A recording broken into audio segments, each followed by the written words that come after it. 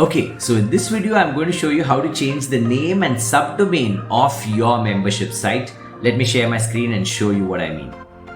So if you have created a membership site with Unsolved, you would probably have a URL something like this. In this bit, this is called the subdomain, right? The first part, which is what is custom by people, custom by you.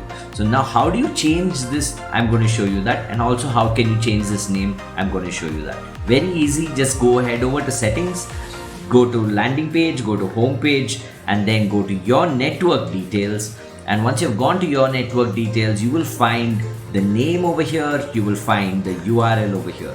Now the URL is only changeable by people who have actually become a paid member of Unsolved.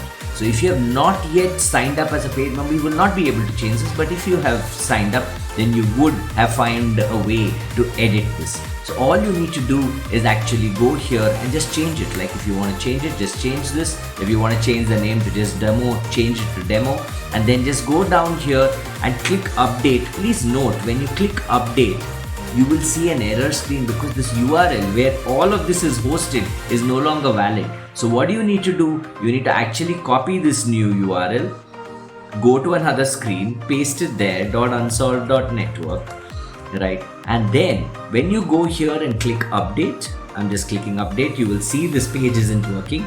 Now what you need to do is just go to the next tab and click that button. Now you're back to your page, right? So the new name is demo, the new URL is over here, it's all done.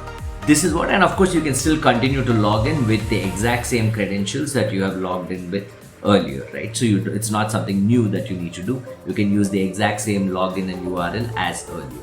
That's it from me. I'm going to sign off. I think I've shown you how this works, and hopefully that will help you make changes to your domain name and your name that you're happy with. So catch you later.